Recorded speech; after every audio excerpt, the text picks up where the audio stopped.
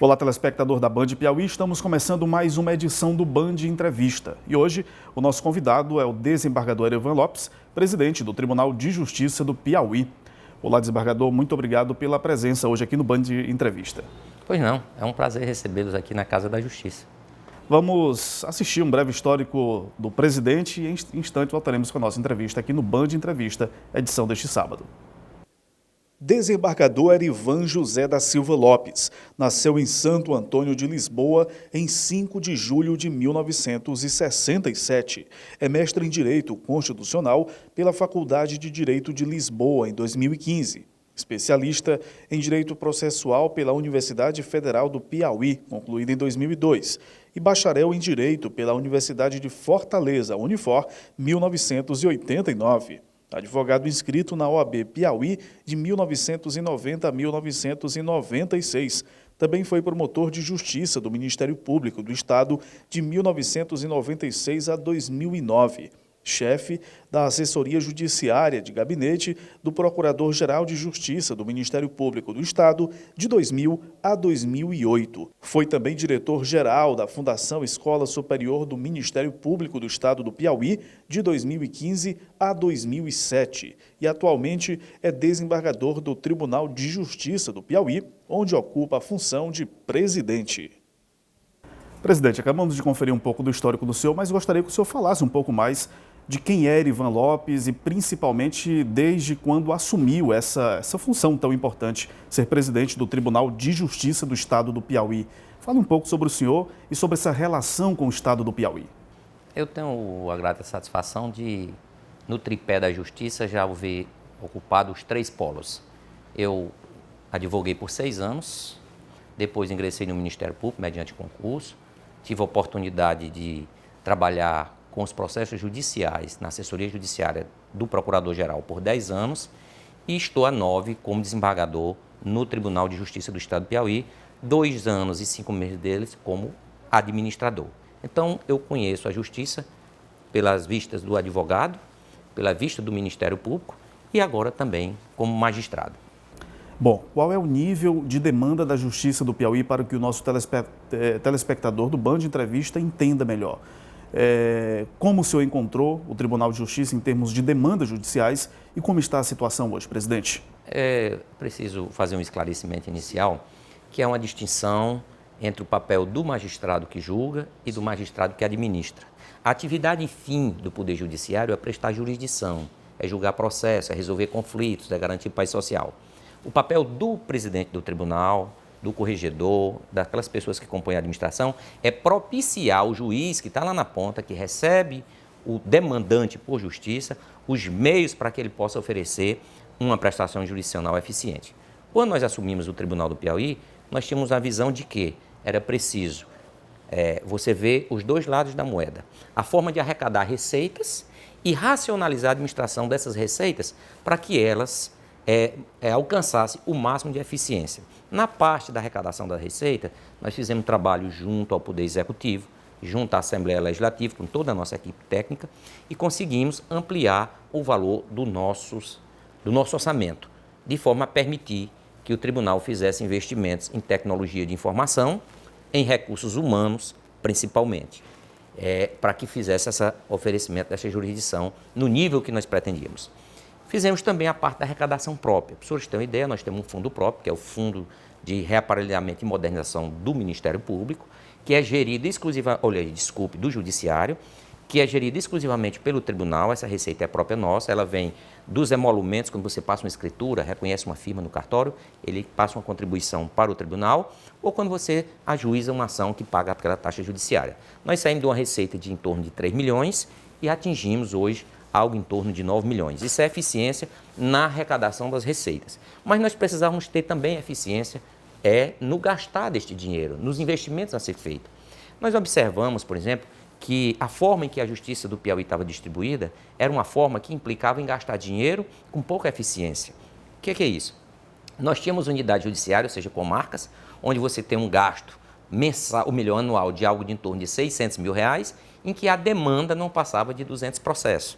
Então, tinha muito dinheiro, mão de obra ociosa e pouca demanda. Enquanto eu tinha comarcas com grande quantidade de demanda e com pouca mão de obra, principalmente de servidores. Foi aquele primeiro projeto que nós desenvolvemos de maior sucesso, que foi a agregação de unidades judiciárias.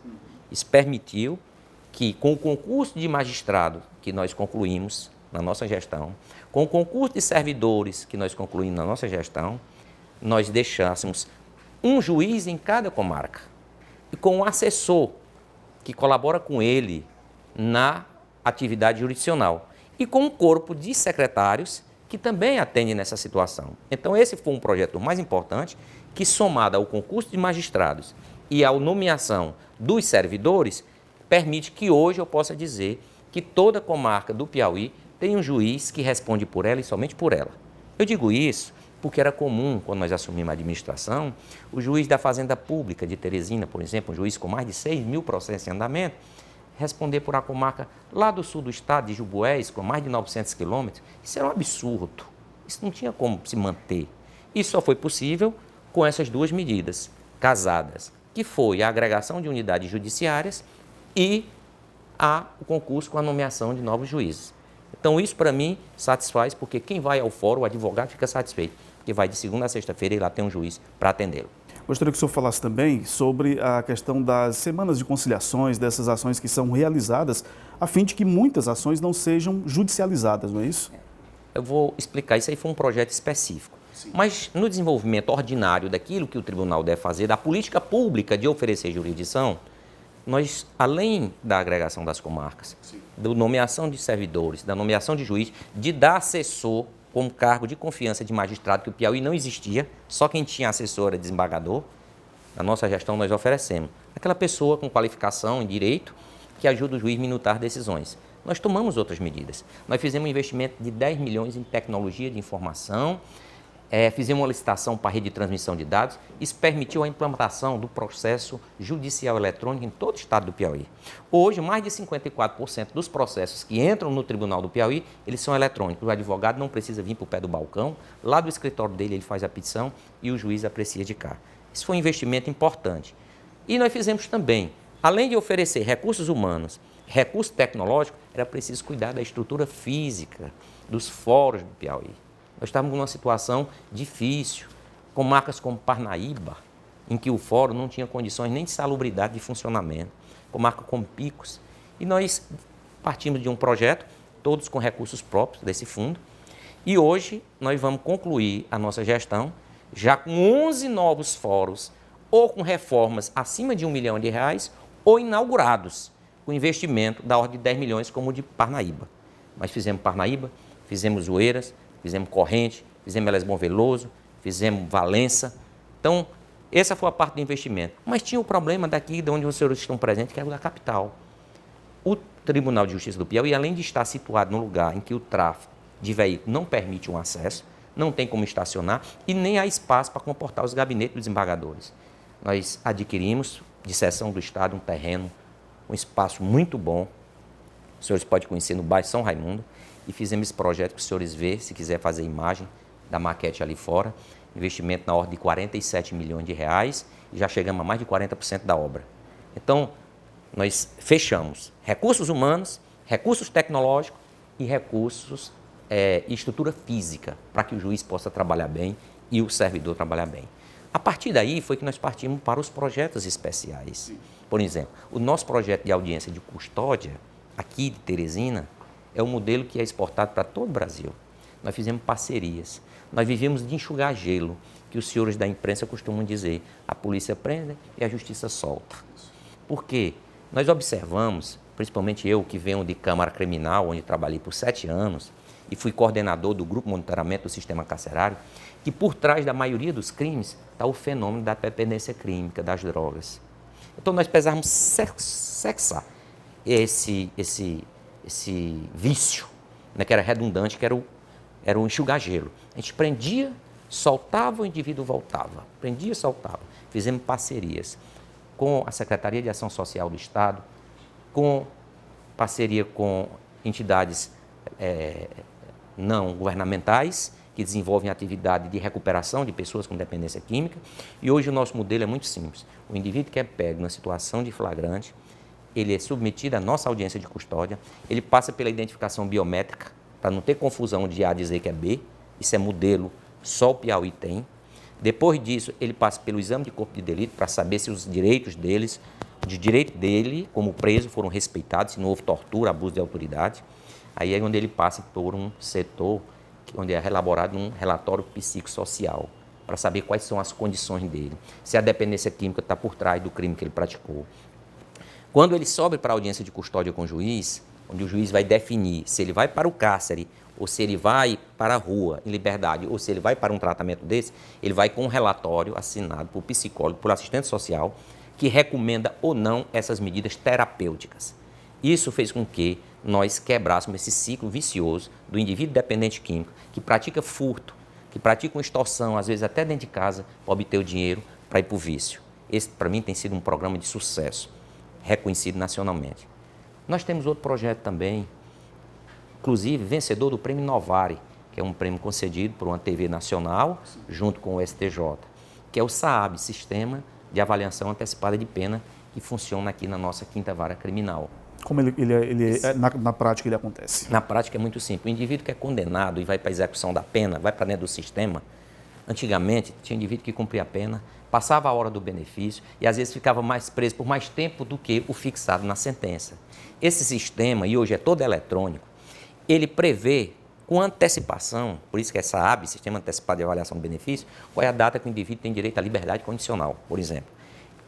O juiz já ouve o Ministério Público e o benefício já fica concedido com a condição suspensiva. Se até a data da obtenção do benefício ele não cometer nenhuma falta disciplinar, ele vem para a audiência admonitória já com a bagagemzinha dele e vai embora. Você diz, qual é a vantagem? Além de você não manter ninguém preso no sistema por mais tempo do que determinar a sentença, isso provoca a calmaria dentro do sistema. Porque o indivíduo que sabe que tem dia e hora certa para sair, ele não quer se envolver em montinhas, ele não quer se envolver em tumulto, porque senão ele perde o benefício. É por isso que isso foi de inovador e é por isso que isso conquistou. E aí vem o programa que você me falou, que é das audiências de conciliação. O Conselho Nacional, na pessoa da conselheira da Audice, vem trabalhando em todo o Judiciário Nacional uma medida alternativa à solução dos conflitos. Por que essa medida alternativa? Ficou constatado que o Brasil hoje tem mais de 100 milhões de processos. O Brasil é um país que consome mais recursos com o Poder Judiciário, né? E ficou constatado que, ainda assim, que dobre os valores do investimento, não se dá conta dessa explosão de litigiosidade que tem no Brasil, ocasionado principalmente em razão dos direitos sociais, é garantido na Constituição.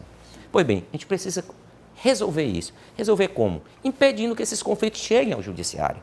E se eles chegarem ao Judiciário, que ele não tenha que tramitar por um processo ordinário, que vai desde a petição inicial até a sentença e o recurso até a última instância. E a solução é a conciliação e a mediação. Então, criou-se o Centro Judiciário de Solução de Conflitos. Esse Centro Judiciário ele atua em 2 momentos. Ele atua pré-processualmente ou então depois do processo.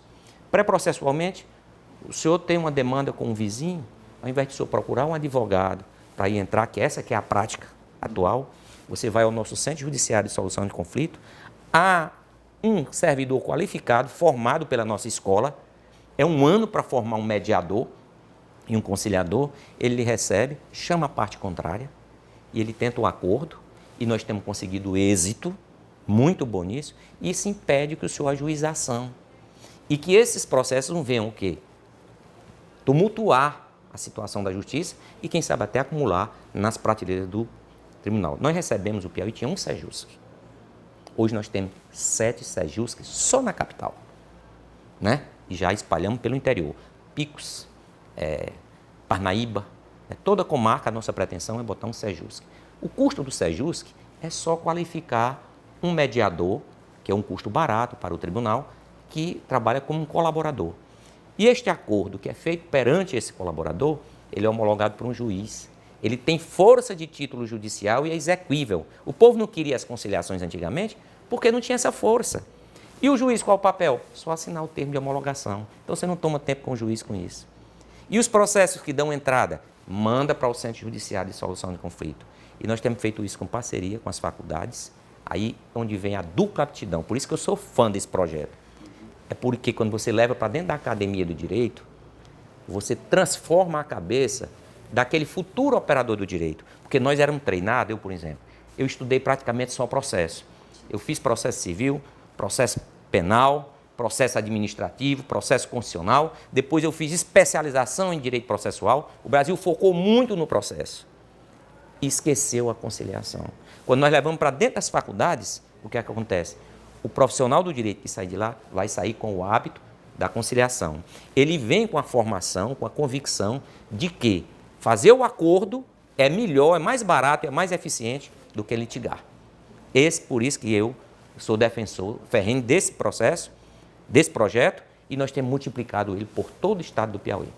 Nós estamos apresentando o Band Entrevista na edição de hoje, conversando com o presidente do Tribunal de Justiça do Piauí, o desembargador Ivan Lopes.